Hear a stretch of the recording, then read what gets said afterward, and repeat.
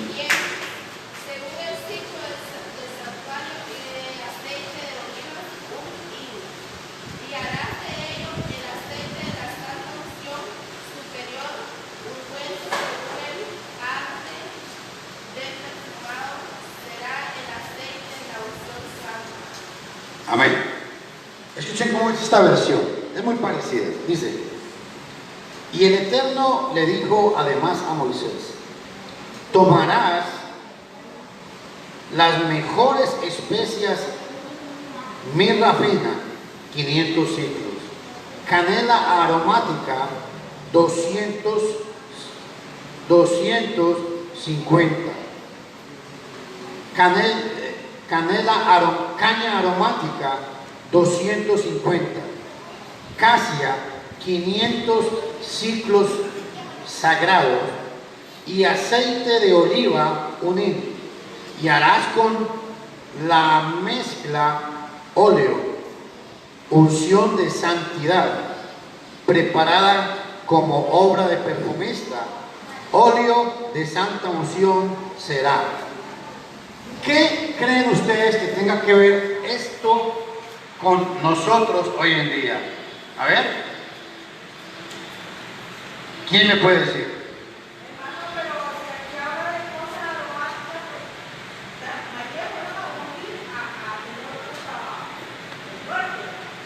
Hey, pero aquí, en esta ocasión en especial, cuando Dios le dice a Aarón, a Moisés, que prepare un óleo.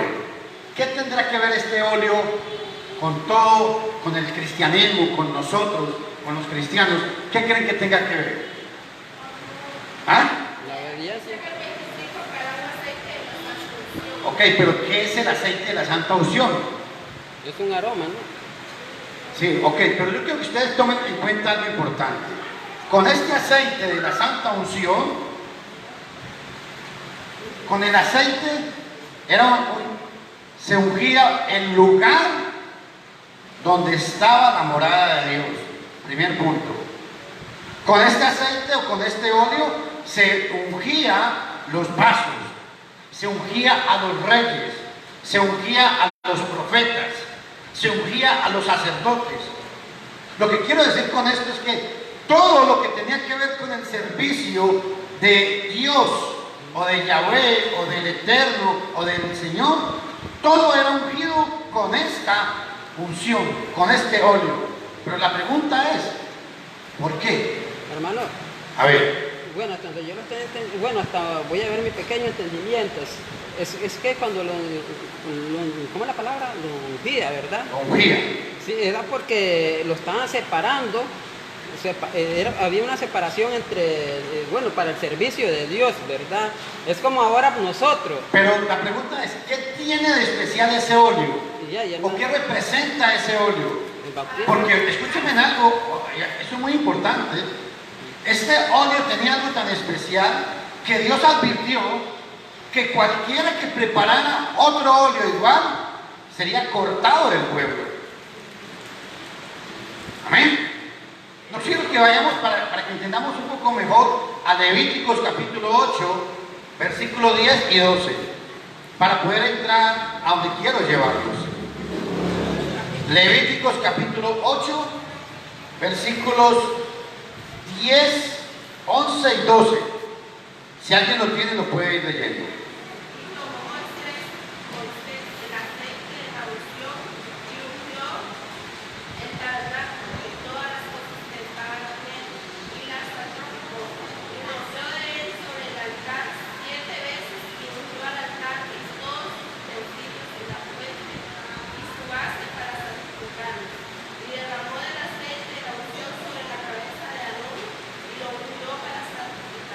Ojo, este pasaje de Levíticos nos está explicando, primero en Éxodo se mandó a prepararlo, pero aquí ya vemos cuál era la función. Vea esta otra versión Jerusalén. Después Moisés tomó el óleo de la unción y ungió la morada con todas las cosas que contenía para consagrarlas. Escuchen esa palabra, para consagrarlas. Roció con él por 7 veces el altar. Ungió el altar con todos los utensilios, así como la pila con su base para consagrarlos. Derramó óleo de la unción sobre la cabeza de Aarón y los ungió para consagrarlos. Bueno, les tengo algo importante. Este óleo es símbolo del Espíritu Santo y lo vamos a ver en el Nuevo Testamento. ¿Por qué? Porque resulta que con este óleo se santifica el lugar donde está la morada de Dios. Con este óleo se santifica todo el tabernáculo. Es muy importante. Con este óleo se santificaba o se ungía al profeta. Con este óleo se ungía al rey. Y lo más importante es que en el versículo 12 de Levíticos 8 viene Moisés y unge la cabeza de Aarón. Unge la cabeza de Aarón con este óleo. Vean qué interesante, hermanos. Ahora, aquí hay una pregunta. ¿Qué tiene que ver? O sea, observen todos lo que se ungía en el Antiguo Testamento. Todo lo que este óleo tocaba se convertía en santo, en consagrado. ¿Sí o no? ¿Sí o no? Ahora yo quiero que vayamos a 1 Corintios capítulo 3, versículo 16. Pablo viene y hace una pregunta, una pregunta retórica.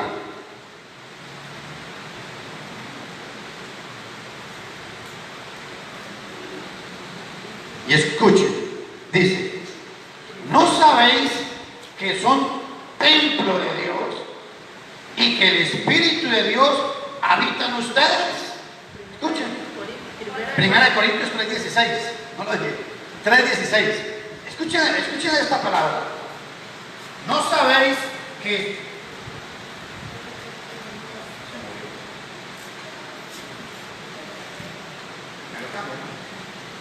dice el 16, ¿no sabéis que son templo de Dios y que el Espíritu de Dios habita en vosotros?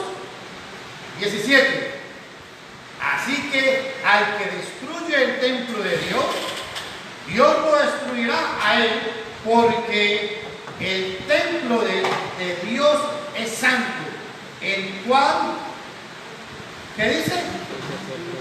¿Qué dice? Son ustedes o son vosotros. Ojo, y la pregunta mía es: ¿somos nosotros ungidos? Aló, gracias. ¿Somos nosotros ungidos? ¿Sí o no? Claro que sí. La Biblia dice que somos el templo de Dios y que el Espíritu de Dios mora en nosotros. Cuando Moisés agarró y ungió todas las partes del templo del Antiguo Testamento y vino y derramó aceite sobre la cabeza de Aarón, es porque a partir de ese momento Aarón era un hombre consagrado para Dios, y a partir de ese momento allá el Espíritu de Dios iba a estar en todo lo que hacía Aarón. Por eso es que Pablo viene y dice en 1 Corintios capítulo 3, 16, que somos templo del Espíritu Santo. Pero aquí viene la pregunta: ¿qué significa? A ver, Josué, ¿verdad? ¿Qué significa ser templo del Espíritu Santo? A ver, hermano Valle, ¿qué entiende usted por ser templo del Espíritu Santo? Yo tengo una nueva Ok, cuando quiero hacer una pequeña aclaración.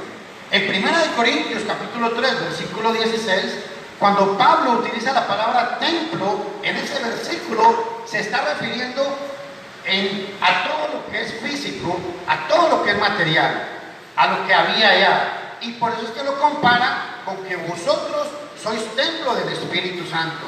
Hago esta aclaración, ¿sabe por qué? Porque es muy necesario que entendamos que cuando Pablo dice, ¿no sabéis que sois templo de Dios? Aquí la palabra templo, Pablo les está diciendo a todos los que están escuchándolo a él, ustedes son allá. Cuando habla de templo, ellos entendieron que Pablo les está hablando del templo allá en la antigüedad. El templo donde se hacían los sacrificios, el templo donde moraba Dios. Y por eso es que él viene y utiliza una palabra muy importante, la palabra naos. Ahora vamos a ir a 1 Corintios 6, 19, para que ustedes vean la diferencia. Primero, Pablo, para poder explicar esto, les dice, ustedes son el templo de Dios. Y les trae a la memoria el templo físico. Y después vean en 1 Corintios, capítulo 6, versículo 19. Léalo, hermano, ¿quién lo tiene? O hermano, léalo, por favor.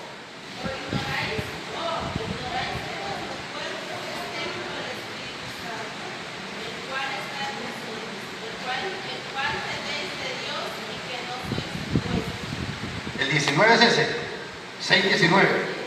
Ok. Ahora, alguien que me lea, por favor, Hebreos 9, 2 y 3.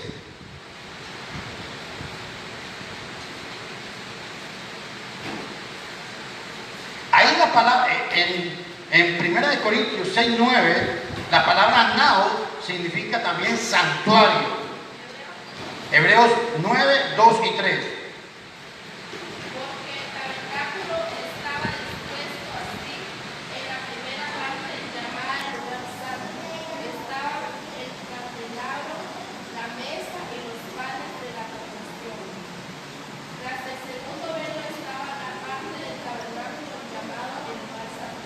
Ojo, cuando Pablo está hablando, hermanos, de que somos el templo de Dios, todo cristiano entendió lo que Pablo estaba diciendo. Y entendió que estaba diciendo es que allá en el antiguo pacto, cuando se hacían los sacrificios, donde estaba el candelabro, donde estaba la mesa, donde estaban los panes de la propiciación, menciona los tres elementos principales que estaban en qué lugar. ¿Se acuerda que lo vimos? ¿En qué lugar estaba eso? ¿En el lugar? No, en el lugar santo. Y en el lugar santísimo es donde estaba la presencia de Dios. Y por eso me llama mucho la atención Hebreos capítulo 2, versículo 9. ¿Por qué? Viene el escritor y dice, porque el primer tabernáculo que se erigió contenía el candelabro, la mesa, los panes de la presencia, y era llamado el lugar santo. Y detrás del segundo velo estaba el tabernáculo interior, que se llamaba el santo de los santos. O sea, en otras palabras, en ese lugar era donde moraba ¿quién? ¿Quién moraba ahí? A ver, hermano Richard. Cuando Hebreos habla de que detrás del velo, en el interior del velo, se hallaba el lugar santo de los santos. ¿Qué era lo que había ahí? Recuerden que siempre hemos estado hablando del tabernáculo, el lugar santo y el lugar santísimo. En el lugar santísimo había un velo o una cortina. ¿Qué había allá? Era donde estaba la morada de Dios. Y lo más importante que ustedes deben entender, por eso hago énfasis allá al antiguo pacto. El judío entendía, escúchenme todos hermanos, el judío entendía que cuando un hombre, un profeta, era ungido, es porque el Espíritu de Dios iba a hacer grandes maravillas en ese profeta. Y por eso es que Pablo viene y dice que nosotros, escúchame todos, nosotros somos el templo de Dios. Para explicar más esta idea, Segunda de Crónicas, capítulo 7, 16 y 17, voy a leerlo, dice: y mis ojos estarán abiertos y mis oídos atentos a la oración de este lugar, porque ahora he escogido y santificado esta casa para mi nombre, para que mi nombre esté en ella para siempre, y mis ojos y mi corazón estén todos los días ahí. Primera de Crónicas, capítulo 7, versículo 16, 15 y 16. ¿Sabe por qué cito este pasaje, hermanos? Porque yo quiero que ustedes vean el concepto que los judíos tenían del templo de Dios. ¿Amén? ¿Sí me están entendiendo? El concepto ¿cuál era? Es que los ojos de Dios estaban abiertos, los oídos estaban atentos a las oraciones en ese lugar, que ese era el lugar que Dios había escogido. Esa era la casa santa de Dios. Ahí era donde estaba el nombre de Dios. Me llama mucho la atención esta palabra. Estamos en Segunda de Crónicas 7, 15 y 16, cuando dice: para que mi nombre esté en ella para siempre, y mis ojos y mi corazón estén allí todos los días. Esto que está hablando aquí Salomón cuando consagra el templo físico, las paredes, eso es lo que estaba, ese era el concepto que los judíos tenían del templo. Y eso, cuando lo traemos aquí al nuevo pacto, es lo que cada uno de nosotros debemos saber, hermanos. Este templo también es llamado la iglesia. Y ojo, en la iglesia, por eso la iglesia es tan importante, porque el nombre de Dios está en la iglesia, porque los ojos de Dios están atentos a las oraciones de sus hijos, porque los oídos de Dios están atentos. ¿Por qué? Porque esa es la casa espiritual. La casa espiritual es la iglesia, hermano. La iglesia de Dios en el Nuevo Testamento es representada como un templo. Y hay algo importante, para eso se utiliza un término diferente, es hiero, y se traduce como templo. Pero aquí hay algo muy importante. La palabra hiero se utiliza para referirse al templo, pero no como un lugar físico, sino como un lugar de santuario, como el lugar santo de Dios. Y por eso, hermanos, es que todos debemos entender es que la iglesia, hermanos, la iglesia es, a ver si me hago explicar. Ustedes saben, no sé cuántos han leído algo de historia. Cuando alguien quería profanar el templo, el judío era capaz de entregar toda su familia para que la mataran con tal de que no profanaran el templo. El judío era capaz de entregar su vida para que nadie se acercara y profanara el templo. Bueno, ¿por qué hablo de esto? Porque para el judío el templo era la parte más importante en toda su vida. Cuando Jesús viene y muere en la cruz, la iglesia es la parte más importante, hablando espiritualmente, que todo cristiano debe tener. Pregunto, ¿qué tan importante es la iglesia para cada uno de nosotros? Diga. Hermano, es que cuando nos referimos a iglesia, digamos, para mí es importante porque es que la palabra iglesia es un grupo de personas, ¿verdad? Llamado fuera. Entonces, para mí es importante cuando se refiere a iglesia, ¿verdad? Porque somos un grupo de personas. Es importante, ¿por qué? Porque ahí somos una familia. Pero ya la parte física, o sea, del templo, es ahí donde está un poquillo, porque a esto, digamos, es cierto que se barre y todo, pero ya cuando se refiere a la iglesia te puede reunir un grupo de personas, por eso es que hay que... Por eso cité 1 Corintios 3:16. Cuando Pablo habla de la iglesia, del templo, es porque él primero quiere darles a los cristianos de Corintios, les quiere enseñar que el templo allá era donde estaba la morada de Dios.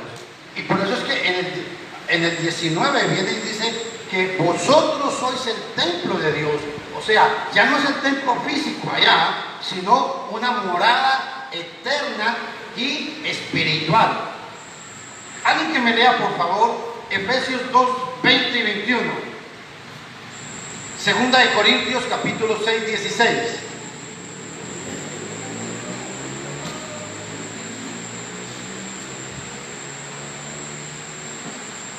Segunda de Corintios,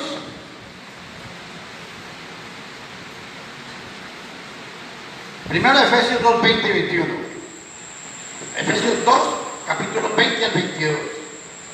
Presten atención a este pasaje. ¿Lo quieren leer, hermano? ¿Quién lo quiere?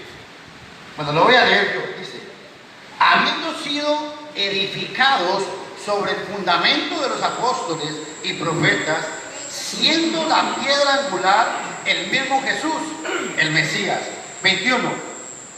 En quien bien trabado todo el edificio crece hasta llegar a ser un templo, escúcheme, hasta llegar a ser un templo santo en el Señor. 21. 22. En el cual también vosotros, juntamente edificados para morada de Dios en el Espíritu. La palabra moradas ahí se utiliza la palabra naos, que significa es santuario. Y lo que quiero explicar con esto es que Pablo viene y dice que así como la iglesia, escúchenme todos, a donde los quiero llevar, la iglesia día con día, colectivamente, la iglesia se va edificando. Pero en el versículo 22 nos llama mucho la atención cuando él dice: en el cual también vosotros sois juntamente edificados. ¿Cómo es que somos edificados? ¿Cómo es que somos edificados? ¿Quién me dice? Hermano, el pasaje lo dice. Porque la morada de Dios está en nosotros. ¿Qué capítulo es, hermano? ¿Qué capítulo? Capítulo 2, Efesios 2, 20 y 23. Eso no es tan raro. Ve.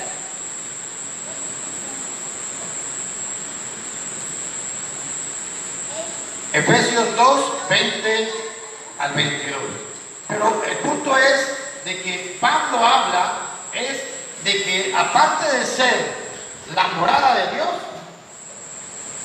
aparte de que en el cristiano está la morada de Dios, es el Espíritu Santo. El Espíritu Santo de Dios es el que sencillamente está en medio de nosotros. Ahora, Primera de Corintios capítulo 6. Primera de Corintios capítulo 6, versículo 19 y 20.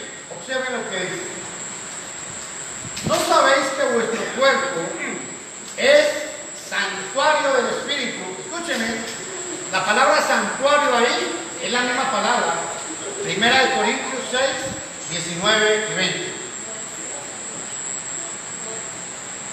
Primera de Corintios 10, 19, ¿cómo dice? Sí. Es lo mismo. Esta es otra versión. Lean esa versión, hermanita.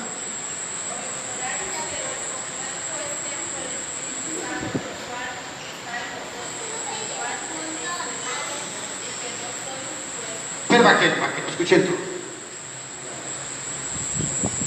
Os ignoráis que que vuestro cuerpo es templo del Espíritu Santo, el cual está en vosotros, el cual tenéis de Dios y que no sois vuestro. 20.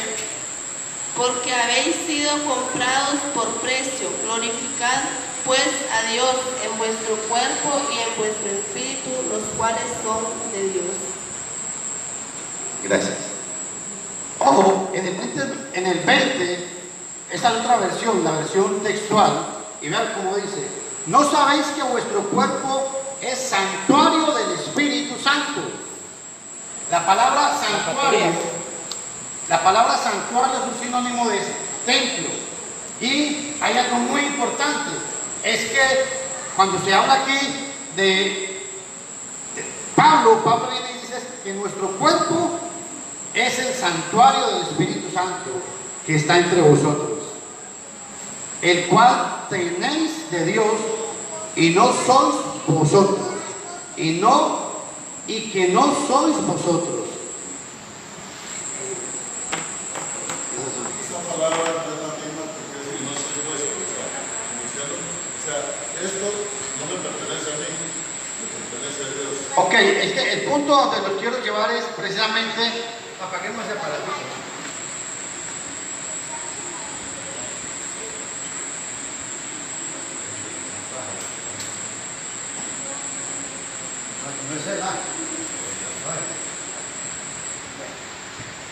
Bueno, ok, no importa, vamos a eso. El punto que quiero que observemos es que Pablo está hablando, él está hablando de que cada cristiano es un santuario. Y él está comparando el templo allá, donde se hacían los sacrificios, donde estaba la presencia de Dios, lo está comparando con la vida de cada cristiano. Y eso es muy importante. Y como lo que decía Antonio, cuando Pablo viene a decir de que somos templo del Espíritu Santo, es como que dijera: no piensen que ustedes, porque son muy buena gente o porque se lo merecen, son el templo de Dios. No, eso que ustedes tienen es algo que Dios les ha dado a ustedes. Es algo que viene directamente de parte de Dios. Por eso es muy importante, hermano, que veamos eso. Otra versión, ve cómo dice: o ignoráis, muchas veces sabemos, o ignoráis, muchas veces sabemos. Ok. Ahora, cuando hablamos del Espíritu Santo que mora en nosotros, es algo que debemos saber. ¿Por qué? ¿Por qué el Espíritu Santo mora en nosotros? A ver, Richard, ¿cuál es la razón por qué el Espíritu Santo mora en usted? Ya sabemos que es un don de Dios, pero ¿qué es eso de que el Espíritu Santo mora en usted? ¿O cómo es de que usted fue como sellado con el Espíritu Santo? ¿Qué significa eso? A ver, hermana Teresa, vamos a ir, para que entendamos un poquito mejor, a Efesios capítulo 1, versículo 13.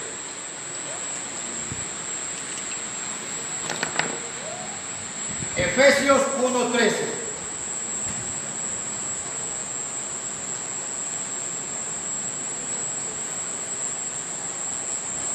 Efesios capítulo 1, versículo 13.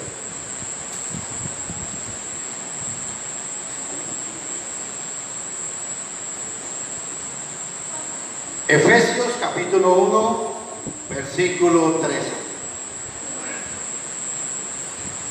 Dice, léalo, hermano. En él también vosotros, habiendo oído la palabra de verdad, el evangelio de vuestra salvación, y habiendo creído en él fuisteis sellados con el Espíritu Santo de la promesa. Okay. Ahora, ¿qué significa que fuisteis sellados con el Espíritu Santo? ¿Se acuerdan lo que hemos estado hablando? De que Moisés agarró y tomó a Aarón y lo ungió todos los utensilios, ungió a todos los hijos de Aarón. Y cuando dice que fuisteis sellados, el sello se usaba para indicar que algo, escúchame todos, era como un documento. Era como para demostrar, esto que tengo aquí, lo voy a sellar porque con ese sello voy a hacer un documento donde demuestro que es genuino, que es original. La idea de ser sellados con el Espíritu Santo es esa, es de que cada cristiano es genuino, es auténtico, está confirmado y ojo, y es aprobado oficialmente. ¿Y sabe por qué es importante esto? Porque el sello significaba una posición. O sea, cuando el rey mandaba un documento, él venía, imprimía en su documento el sello, y cualquier persona que llegaba con el documento que estaba sellado, eso le daba, como quien dice, este hombre viene en representación del rey. Servía como una especie de identificación. Bueno, cuando la Biblia me habla de que somos sellados con el Espíritu Santo, escúchenme todos, la idea es que cada uno de nosotros, usted es un siervo de Dios, una sierva de Dios, un siervo de Dios, todos somos siervos de Dios, porque todos hemos sido sellados con el Espíritu Santo. Apocalipsis 3:12, ¿quién me lo quiere leer para entender bien esta idea?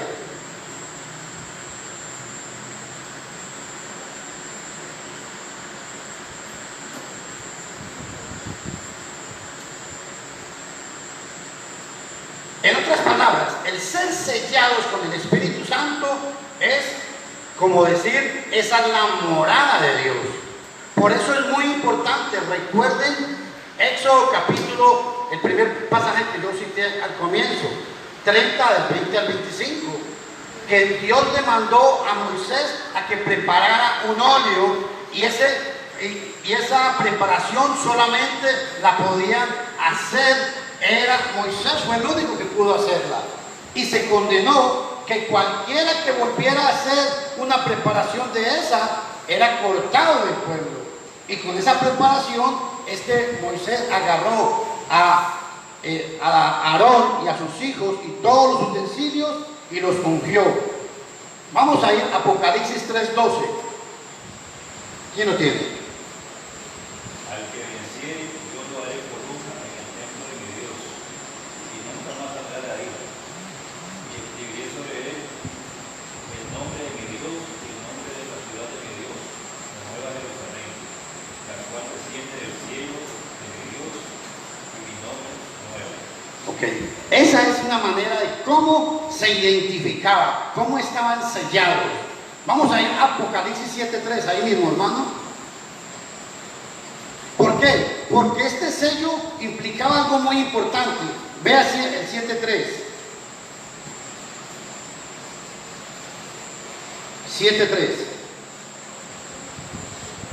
Diciendo, no hagáis daño a la tierra, ni al mar, ni a los árboles, hasta que hayamos sellado en sus frentes a los siervos de nuestro Dios. Oiga, hermano, yo no sé si ustedes pueden creer esto. La palabra sellar en Apocalipsis es un símbolo de protección. Entonces, lo que Pablo, lo que las Sagradas Escrituras nos dicen es que el Espíritu Santo nos protege. Amén. Pero ahora la pregunta es, ¿cómo? ¿Cómo cree usted que nos protege el Espíritu Santo, hermano? Hermana Rosa, ¿cómo usted cree que nos protege el Espíritu Santo?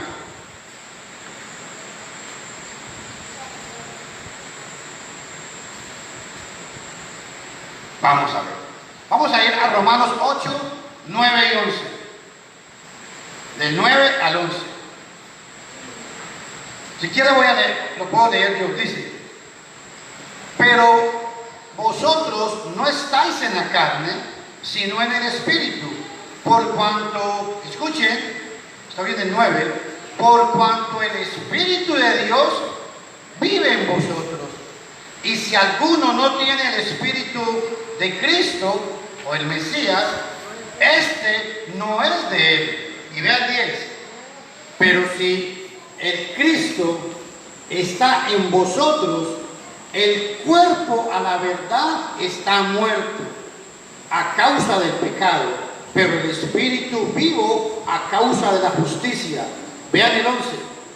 Y si el espíritu de aquel que levantó de los muertos a Jesús vive en vosotros, el que levantó al Mesías de los muertos vivificará también vuestros cuerpos mortales por su espíritu que vive en vosotros. Hermanos, hay tres palabras importantes en esta porción. La Biblia habla de que el Espíritu de Dios vive en vosotros, en el versículo 9.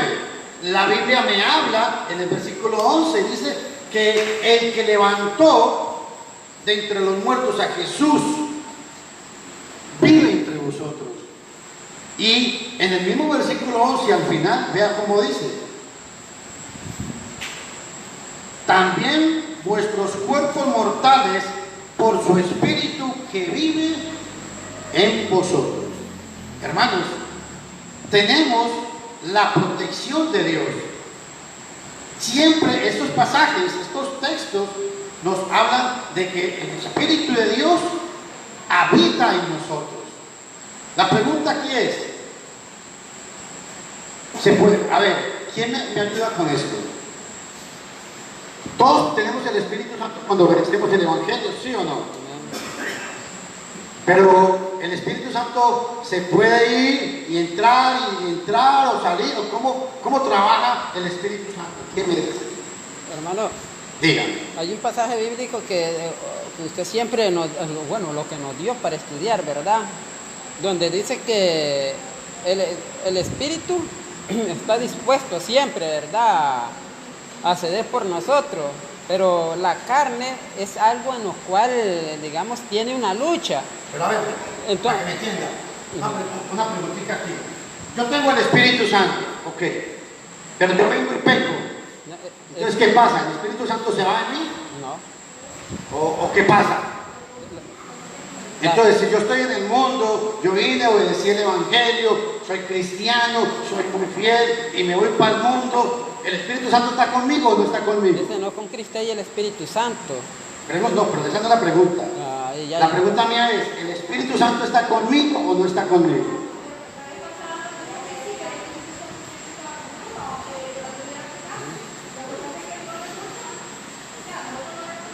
Ok, aquí es donde quiero llevarlos. Es muy importante entender esto. Cuando una persona viene y obedece el Evangelio, el Espíritu Santo viene y mora en él. Esa morada va a ser eterna. Pero a donde quiero que entendamos es, el Espíritu Santo va a actuar en cada uno de nosotros dependiendo a la fidelidad o santidad que cada uno de nosotros mantengamos. Cuando yo peco, no es que el Espíritu Santo se va de mí, ¿no? Como decía la hermana, o creo que el hermano, contristamos el Espíritu Santo. Si yo vengo y duro un año alejado de los caminos del Señor y vuelvo, pregunto, ¿el Espíritu Santo viene a morar otra vez en mí o qué sucede ahí? Escúchame una pregunta. Se reanima. Interesante esa observación. A ver. Es como que le dijera yo cuántas veces se recibe el Espíritu Santo siendo bautizado. Entonces usted me dice que 2 veces. ¿Cómo que le dijera yo? Bueno, vamos a ver, dígame.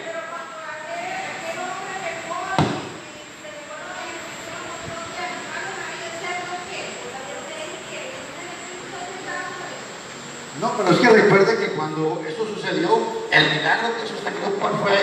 Era para demostrar que Jesús era el Hijo de Dios. Pero en el caso de nosotros como cristianos hoy en día, la pregunta mía es, si yo vengo después de 2 años, hermanos, estoy arrepentido, ¿qué tengo que hacer? ¿El Espíritu Santo viene y mora en mí o no? ¿O ya lo tengo? ¿O tengo que hacer algo para que el Espíritu Santo more en mí? Claro lo que dijo la hermana, hay que reactivarlo. Hermano, A ver, no, es que estamos para aprender. la Biblia dice, digamos, Es que vea lo que dice Apocalipsis, tengo contra ti que has dejado tu primer amor, por tanto arrepiéntete y haz la primera obra. Cuando yo me arrepiento voy a hacer la obra y el Espíritu Santo es el cual me va a dar esa función, ese ánimo nuevamente. ¿Por qué? Porque desde ese momento el Espíritu Santo está actuando en mí nuevamente. ¿Por qué? Porque lo estoy, ¿cómo puedo explicar? ¿Qué dijo la hermana? Sí, es que ese es el punto. Entonces, ojo, es que esto es muy importante lo que quiero hablar. Si entonces eso sucede, que entonces yo vengo y reactivo otra vez el Espíritu Santo, esa es la idea, hermana Teresa, ¿cree usted así? Vamos a ir a primera de Juan 3:24, para que entendamos un poco más esto. Primera de Juan 3:24.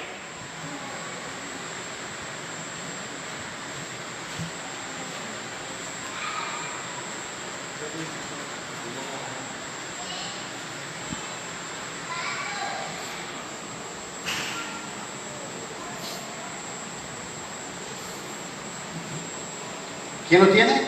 Hermana Rosa, ¿lo tiene? Léalo.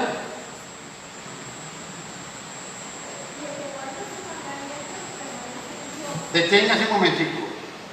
Repita. Entonces, si yo guardo sus mandamientos, mantengo en Dios, siga. Y Dios se mantiene en mí, o sea, es algo recíproco. Si yo guardo los mandamientos, Dios permanece en mí y yo en Él. Siga, hermana.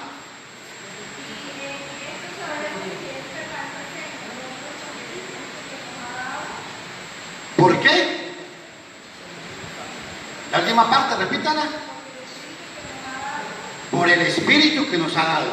Entonces, la pregunta es, ¿cuántas veces Dios nos da el Espíritu? Solamente una vez, nada más. Es igual. Entonces cuando yo vengo tengo que volver a bautizar, ¿verdad que no? ¿Verdad que no? Entonces, ¿eso qué quiere decir? Que siempre, yo no sé si hay alguna duda en lo que voy a decir, pregúnteme. Pero lo que quiero explicar con esto es de que el Espíritu Santo, cuando yo obedezco el Evangelio, el Espíritu Santo siempre va a estar en mí. Va a depender de que yo guarde los mandamientos de Dios o no los guarde. De eso va a depender la comunión que Dios tenga conmigo y yo con Él. ¿Me entendieron? Siempre va a depender de que si yo guardo los mandamientos de Dios, el Espíritu, Dios está conmigo. Si no los guardo, escúcheme, Dios no está conmigo o sí está conmigo. A ver. Ya, hermano, dice que Dios no ama al pecado, pero ama a la persona. Entonces, ¿a dónde dice eso en la Biblia? En ningún lado eso dice la Biblia. Nunca dice eso. Dios ama, es que vea, hermano, es que vea, Dios lo ama a todo, ¿verdad? Ok, pero para que hay una teoría que han inventado, es una teoría que le dicen a la gente, Dios ama al pecador, pero aborrece el pecado. ¿A dónde dice eso en la Biblia? ¿Tú quieres un pasaje que diga eso? Vea. No, Señor. La Biblia dice que Dios aborrece al pecador. Es que, hermano, es que ese es el punto. Espérese para explicarle una cosa. Porque si fuera aborrecido a la humanidad, porque vea, ese es el punto. Cuando Jesús se le acercaban los pecadores, ¿verdad? Jesús siempre, pues, como dice usted, yo no puedo, ¿cómo puede explicar esta parte, verdad? Para explicarle un momentico eso, vamos a ir al Salmo capítulo 50, versículo 10. Ese no es el tema, pero es muy importante que esto lo entendamos. Salmo capítulo 50, donde Dios le dice al impío, y le dice, ¿qué haces tú pronunciando mis mandamientos?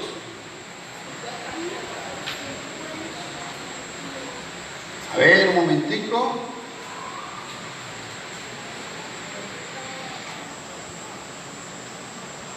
Salmo. Si alguien lo tiene y me ayuda. Yo sé que es en el 50, versículos del 10 al 13, por ahí está.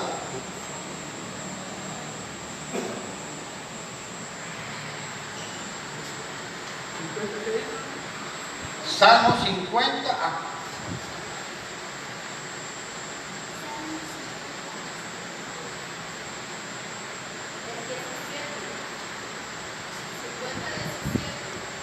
Ok, pero tú aborreces la corrección.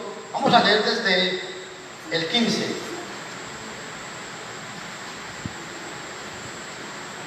E invócame en el día de la angustia, te libraré y tú me honrarás, pero al malo, 16 dice, pero al malo dice Dios, ¿qué tienes tú que hablar de mis leyes? Oye lo que le dice. ¿Y qué es tomar mi pacto en tu boca? Pues tú aborreces la corrección y echas a tu espalda mis palabras. Cuando Dios le dice esto al impío, lo que le está diciendo es, usted no tiene ningún derecho de pronunciar siquiera mis leyes o mis mandamientos. Y hay muchos pasajes, pero ese no es el punto. Hay muchos pasajes que hablan de que Dios aborrece al pecador. ¿Por qué? Porque Dios lo que quiere es que la persona se arrepienta. Pero no existe un solo pasaje en la Biblia que diga de que Dios ama al pecador, pero aborrece al pecado. Eso es mentira. La Biblia no enseña eso. Hermano Luis, es que vea lo que está diciendo la Biblia, ¿verdad? Vea, es que por eso, vea, hay que ser muy claro. Dice, ¿qué haces tú pronunciando mi nombre? Pronunciando la verdad. Y da la razón por qué. Es que una cosa es pronunciarla, pero si la persona no la pronuncia y solo la escucha, por eso es que, vea, yo por eso... A ver, repítame eso. Vea, es que el pasaje bíblico, ¿qué haces tú pronunciándolo? O sea, dando a entender, bueno, lo que dice la Biblia, vos no tenés derecho de pronunciarlo. ¿Ves? Si no acepta la corrección, pero si un pecador... Bueno, ya que no le gustó ese pasaje, léame Salmo 5.4 para que quede más claro. No es que no me gustó, Bueno, sino lo que está diciendo... Vea, un momentito, dice, porque tú no eres un Dios que se complace en la maldad. Escuche, el malo no habitará junto a ti. Versículo 5. Los insensatos no estarán delante de tus ojos. Aborreces a todos los que hacen iniquidad. Más claro no puede estar ese pasaje. Ese sí, pero lo que me está diciendo usted... Es que es lo mismo, hermano. O sea, el Salmo 50 habla de lo mismo. Porque esa idea de que Dios ama al pecador, pero... ¿cómo es? ¿Cómo? Pues Bueno, ¿es por qué? Porque eso es pura psicología. Pero eso no es palabra de Dios. La palabra de Dios es clara en enfatizar que Dios aborrece al que hace iniquidad.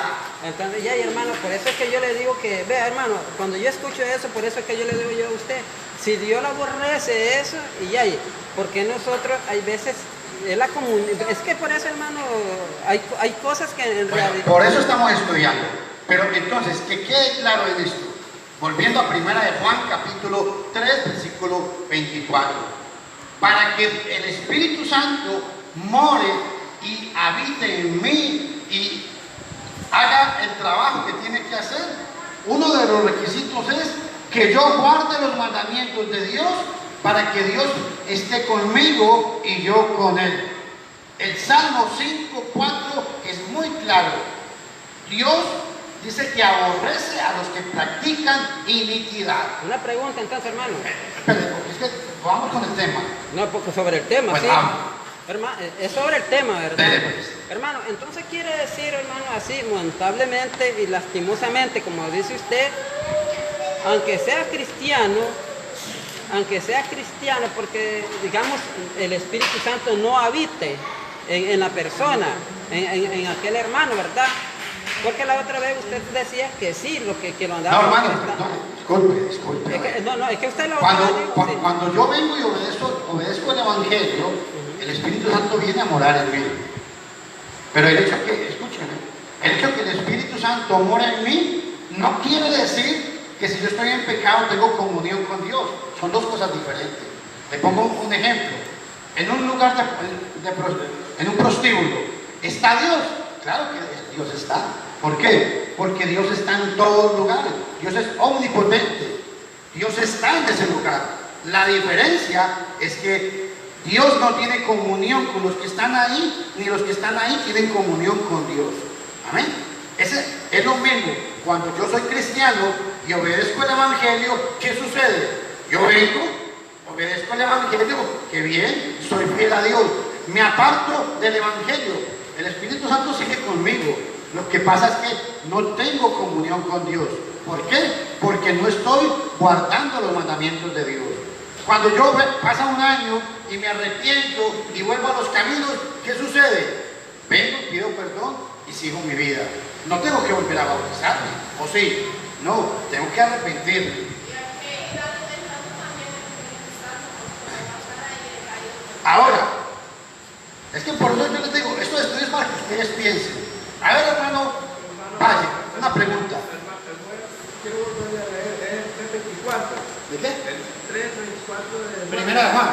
Sí, diga. Donde usted dice que se le lea donde dice en la Biblia. Dice, el que guarda sus mandamientos. Dice, el que guarda sus mandamientos permanece en Dios y Dios en él. Y en esto sabemos dice, que él permanece en nosotros por el Espíritu que nos ha dado. El Hermano, Espíritu que nos ha dado. yo hago la pregunta, quiero aclaración. Si él está dando aquí en su versículo de la lectura que él nos ha dado el Espíritu, entonces desde el momento que yo me bauticé, yo ya soy cristiano, porque estoy tratando de ser, yo ya estoy tratando de ser otra persona, otra nueva vida, un niño nuevo. Entonces, si yo ya sé que soy cristiano porque me he bautizado y estuve un tiempo fuera de la iglesia y Dios no se me ha apartado a mí, está triste. Ok, el punto es, bueno, usted dice que está triste, pero el punto es que a partir de que usted se aleja, Dios no tiene comunión con usted. Entonces, es comunión. ¿Qué es lo que tengo que hacer yo? Volver a los mandamientos. Volver a los mandamientos del Señor, reconquistar otra vez la palabra de Amén. su Padre. Les voy a enseñar algo, hermanos, escúcheme para que no se confundan. A ver, hermano José, cuando usted ora, a ver cómo les véanme todos aquí, por favor, hermanos. Cuando usted ora, usted dice, Señor, Dios, ayúdame. ¿Cómo es Dios? ¿Qué se imagina usted de Dios? ¿Pero qué es Dios? Cuando usted ora, ¿qué? Cuando yo estoy orando o levanto mis manos, yo digo, Señor, te doy gracias. ¿Qué imagen? ¿Qué tengo yo aquí? ¿A quién estoy diciendo, Señor, ayúdame? ¿A quién? ¿O qué? ¿Qué piensa mi mente? ¿Qué viene a mi mente en ese momento? ¿A su mente qué viene? Cuando usted dice, Señor, ayúdame. Dios, bendígame. ¿A quién está orando usted? ¿Qué piensa usted en ese momento? Cuando usted dice, Dios, ayúdame, miramos al cielo y decimos, Dios, ayúdame. ¿Cómo es Dios? A ver, ¿quién me dice? Pero entonces, ok, ¿cómo cuando nosotros oramos, cómo le pedimos entonces a Dios? Pero ¿quién es Dios? O sea, ¿quién es ese Dios a quien le pedimos? Ok, pero entonces cuando usted le pide, ¿a quién le pide? Ok, a Dios, pero ¿cómo es Dios? ¿Sabe por qué hablo de esto? Porque es muy importante que no leamos pasajes por leerlo. La Biblia dice es que Dios es espíritu y cuando nosotros oramos es que tenemos comunión con Dios. No podemos tener ninguna imagen de Dios porque nadie ha visto a Dios. Pero lo que sí tenemos es que por fe tenemos tenemos comunión con ese ser eterno. ¿Cómo es? No sabemos. Pero esa comunión es la que siempre nos lleva a entender de que el Espíritu Santo de Dios mora en nosotros. Hermano, yo quisiera como tener una varita mágica para que cada uno de nosotros entendiéramos la profundidad de esto. La profundidad de decir que el Espíritu Santo de Dios mora en nosotros. Ustedes no sé si pueden comprender cuando Moisés derramó aceite sobre Aarón, el Espíritu de Dios vino sobre este hombre y lo hizo una persona diferente, lo hizo actuar diferente, pensar diferente. En Efesios 3:17, vean lo que dice la Biblia: para que habite el Mesías por la fe en vuestros corazones, esta palabra, a fin de que arraigados y cimentados en el amor. Hermanos, ¿esto qué quiere decir? ¿Quién lo tiene por ahí? ¿Otra versión?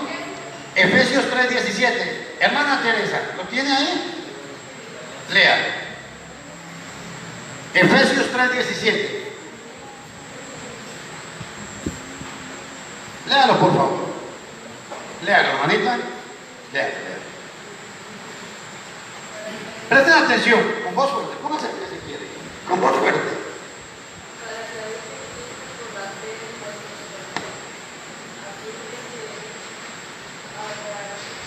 Arraigado. ¿Cómo es que Cristo mora en nosotros? ¿Quién me dice? ¿Cómo es que somos arraigados? ¿Cómo es que somos cimentados? ¿Cómo sucede eso? A ver, Josué, que quiere hablar tanto hoy. Josué, diga. A ver, ¿cómo es que somos cimentados? ¿O cómo somos arraigados? ¿Saben qué significa la palabra arraigados? Cimentados, como cuando se hace una construcción, se hace un hueco a cierta profundidad, se empieza desde abajo para que la estructura quede bien cimentada. Pero el punto que quiero que aprendamos, se me fue el tiempo, bueno, para la próxima clase vamos a ver algo muy importante. ¿Cómo como cristianos, cómo es que Cristo es formado en nosotros? Amén. ¿Cómo es que Cristo se forma en nosotros? Porque muchas veces decimos, sí, yo tengo el Espíritu Santo, pero ¿cómo sabemos que tenemos el Espíritu Santo? ¿Cómo sabemos que Cristo mora en nosotros? Amén. Para la próxima clase vamos a decir, si Dios lo permite, vamos a ver por qué dice la Biblia que Cristo debe estar formado en cada uno de nosotros. Amén. ¿Alguna pregunta? A ver, ¿alguna duda? ¿Queda? ¿Sí pude explicar bien? ¿Sí me entendieron cuando expliqué lo del Éxodo y lo del Levítico? Que se mandó a preparar un óleo y ese óleo era único. Nadie podía volver a preparar un óleo de eso en símbolo de santificación. Y ese óleo se utilizaba solamente para que todo lo que tocara ese óleo quedara santo. Y lo más importante que quiero que ustedes se lleven para la casa es que solamente Moisés preparó ese óleo una vez. Ese óleo para consagrar el templo.